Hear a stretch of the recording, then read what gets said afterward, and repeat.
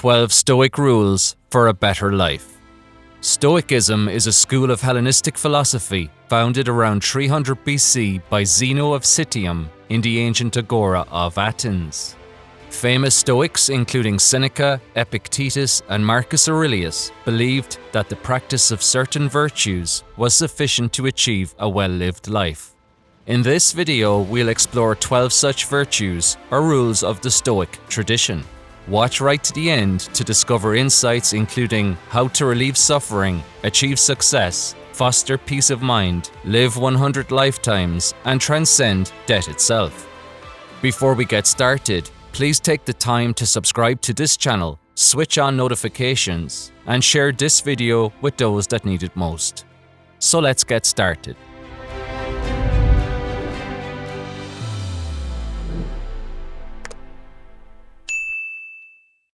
Rule number 1. Master your mornings.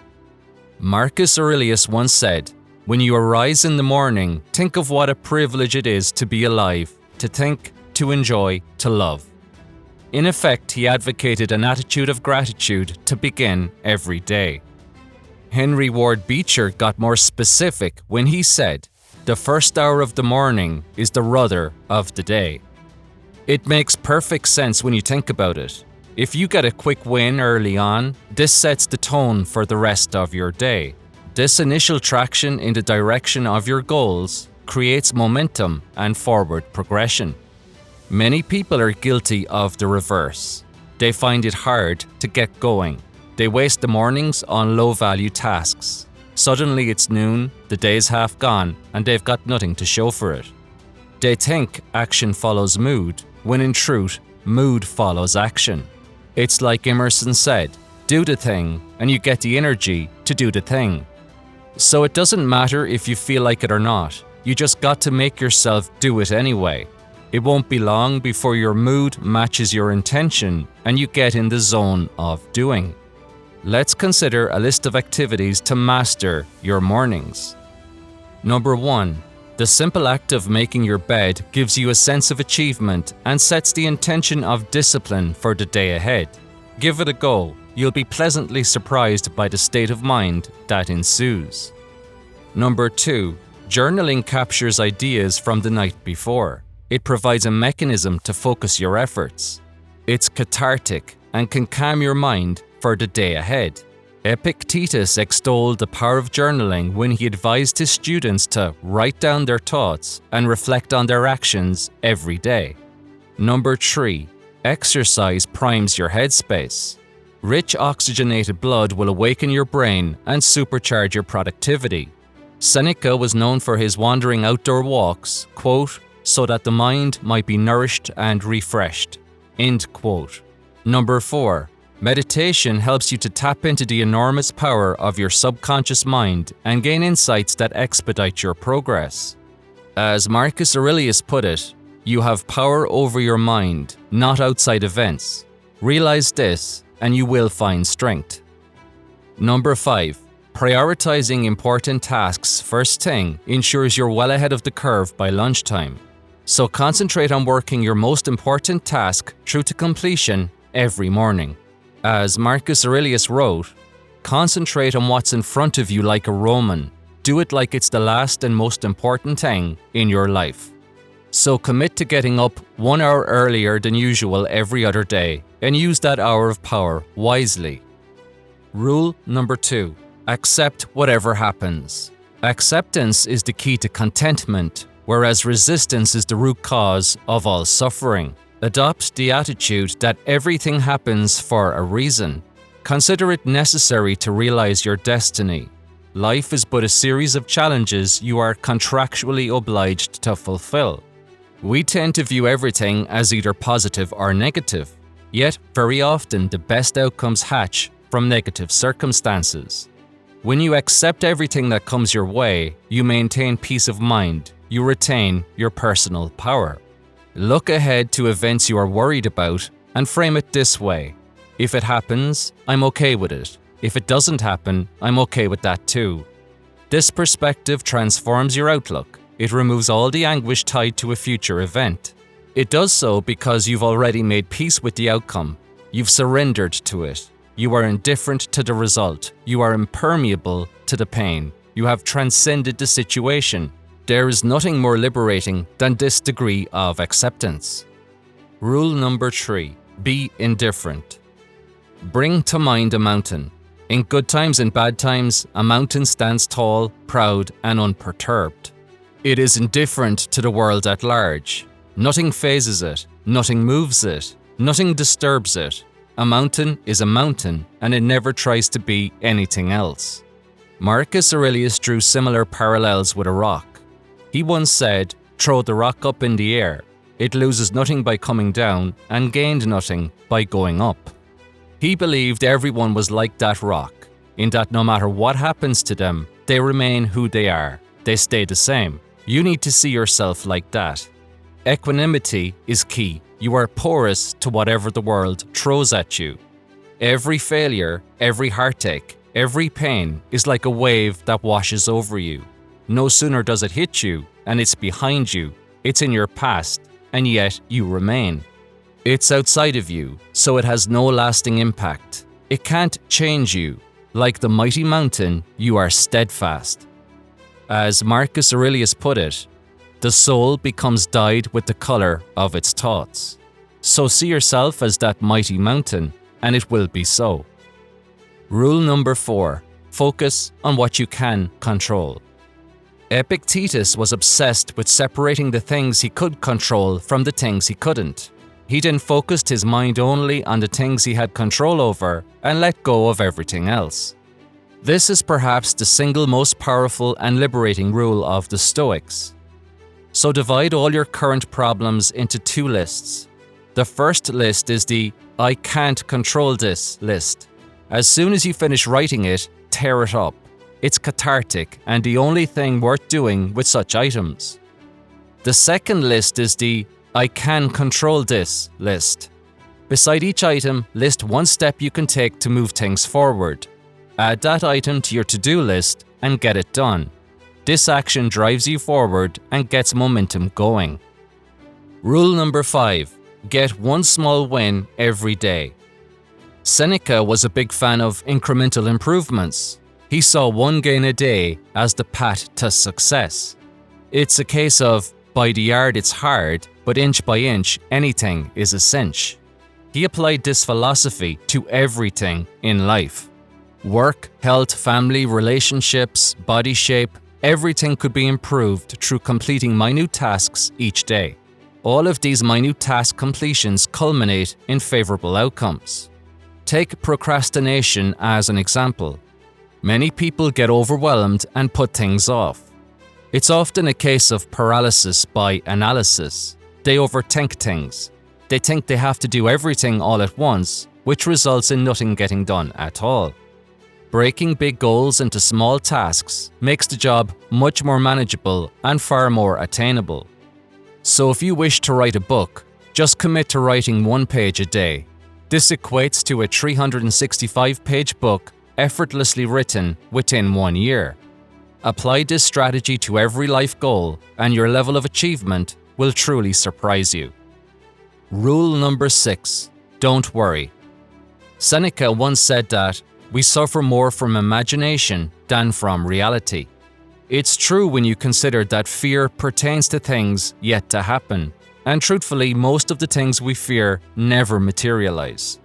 In this regard, worry is a misuse of imagination. It's subverting its natural inclination. Imagination is to bring forth joy and not pain. Think of it this way. If you're depressed, it's because you're living in the past. If you're anxious, it's because you're living in the future. If you're happy, it's because you're living in the here and now. So ground yourself in the present. It's the only place you can affect positive outcomes. As Marcus Aurelius put it, the happiness of your life depends upon the quality of your thoughts. So if you're feeling discontented, if worry is consuming your days, turn your attention inward and extricate the offending thoughts. Banish those traitors and happiness returns. Rule number 7. Make wise choices. Tony Robbins put it well when he said, "It's in your moments of decision that your destiny is shaped." In effect, Your life is determined by your choices.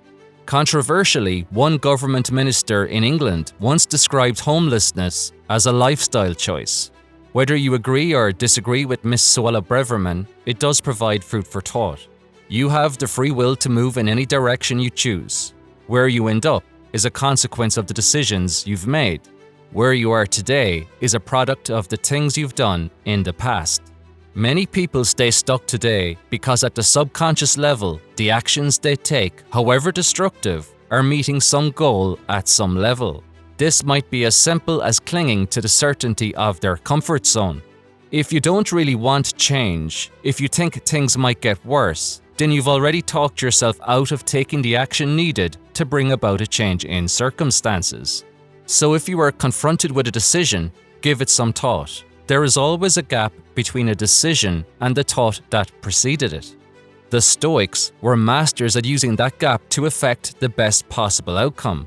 So recognize the existence of this gap and take the time to use it wisely. Rule number 8. Question everything. Marcus Aurelius made a great observation in his infamous Meditations. He observed, "Most of what we say and do is not essential. If you can eliminate it, you'll have more time and more tranquility. Ask yourself at every moment, is this necessary?" This is such great advice. If you live an average lifespan of 80 years, it means that you get just 4,160 weeks from birth to death. Much of that time is wasted on things you should never have started. So eliminating tasks rather than beginning them is often the best form of time management. You can save yourself decades of wasted time and avoid years of turmoil by routinely asking the question, is this necessary? This tasks your remarkable mind with determining if the effort is worth the outcome. If you get a no, then ditch the task. If you get a yes, then proceed at once. Realize here too that monologue is often more powerful than dialogue. Others do not necessarily know more than you. Asking and answering your own questions often provides the greatest insight. As Marcus Aurelius stated, everything we hear is an opinion, not a fact. Everything we see is a perspective, not the truth. So put questions to yourself, seeking solutions to pertinent problems. Write free form on every idea that flows to mind. You're literally drawing answers from infinite intelligence, and the insights can be profound. Rule number 9. Raise your standards. Your standards set the height you rise and the depth you fall. They determine a baseline of activity for which you will not permit yourself to fall below. While the Stoics were all for raising one's standards, they were resolutely against the imposition of one's standards on another person. As Marcus Aurelius put it, be tolerant with others and strict with yourself. The thing here is that Stoicism is not for everyone. It requires adherence to the strictest of disciplines and the highest possible standards.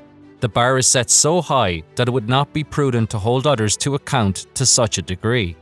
In fact, we need to practice tolerance and understanding to those whom Marcus Aurelius believes were, quote, cut off from truth, end quote. The Stoics believed that nonconformers need to atone for their sins, and that includes realizing the consequences of their actions in their own time, so we can hate the sin yet love the sinner. We can also control the frequency of our interactions with those that transgress our way of being.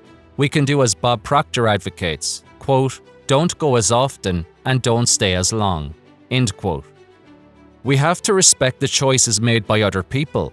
This is outside our control, but we can control how we engage with such people and ensure it's respectful of our boundaries.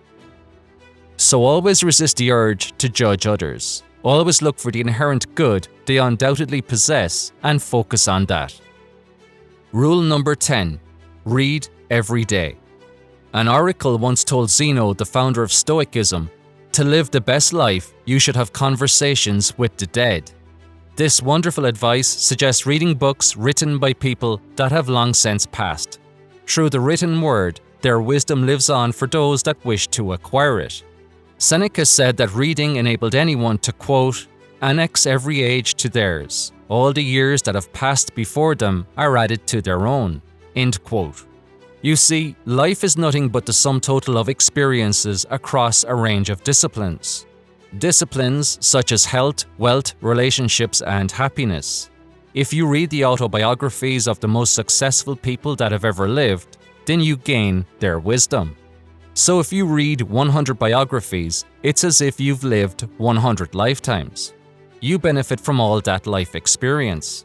You learn from the mistakes they've made, you model the things they did right, and avoid the things they did wrong. If you're looking for a shortcut to health, wealth, and happiness, then there it is right there. So realize that leaders are readers. Realize that the most successful people in every field are erudite. Realize that if you read every day for as little as 30 minutes, you will join the top 1%. Rule number 11. Embrace obstacles. Any worthwhile goal is separated from you by formidable obstacles. In fact, if you don't face obstacles, then you're aiming too low and you need bigger goals. The Stoics knew this all too well. Marcus Aurelius noted how fire turns to flame anything that is thrown upon it. He saw obstacles as fuel in the furnace of achievement. He put it eloquently when he said, "The mind adapts and converts to its own purposes the obstacle to our acting. The impediment to action advances action. What stands in the way becomes the way." Napoleon Bonaparte expressed a similar attitude when he proclaimed, "I see only my objective, the obstacles must give way." Many people quit when they encounter their very first obstacle. That's why quitters never win and winners never quit. The obstacle is nothing but a stepping stone. It bridges the gap between where you are and where you want to be. So if you traverse the crevasse of uncertainty, you'll be rewarded with everything needed to succeed. So you must be brave. You must venture outside your comfort zone. You must see every obstacle as an invitation to dance with destiny. The universe is merely testing how badly you want what you pursue. So pass the test by embracing the obstacle. Be thankful for the impediments that stand in your way. They are lighting the path to your goal like runway lights illuminate the landing strip for an approaching jet plane. So find a way to enjoy working on obstacles. See them as a game of wits. Let gamification temper your resistance and soften your aversions to doing what is necessary. Rule number 12. Seize the day. Seneca once made a profound statement on debt. He said, "This is our big mistake, to think we look forward toward debt. Most of debt is already gone. Whatever time has passed is owned by debt." This statement exerts a heavy toll. It suggests that the process of dying commences the second we are born. Death is not some future event. It is happening right this very moment, irrespective of your age or your health. Seneca believed you are what you repeatedly do, and all such actions have consequences. He felt many bad habits were a result of misunderstanding death. He said, "We are dying every day, and the great tragedy is so few of us realize it." Marcus Aurelius put it a different way. He said, "It is not death that a man should fear, but he should fear never beginning to live." Let's consider it another way. The human heart beats about 100,000 times a day, or about 35 million times a year. During an average lifetime, the human heart beats more than 2.5 billion times. So if you've spent 15 minutes watching this video, your account has already been debited a further 1,041 beats. This passage of time is irrecoverable. As Seneca stated, it belongs to death. So perhaps that's the wake-up call you've been waiting for. Death is not some future event, but an ever-present process. It's with us every second of every day. It shadows us as the second hand chases every second around the clock, claiming every moment that has passed. The Stoics knew this all too well, and so their advice was to control the controllable. They asserted that you should seize the day, live your best life right now, put nothing off, leave nothing unfinished, never leave until tomorrow what should be started here and now. Furthermore, they believed you should meditate on your own mortality, realize how fleeting your time on earth actually is. As Marcus Aurelius put it, you could leave life right now, let that determine what you do and say and think. Thanks for watching this video. Please like it, share it, and leave a comment below. Stay up to date with future videos by hitting subscribe and turning on notifications. Check out the next video lined up for you now. It provides more life-changing content on the other side of the click.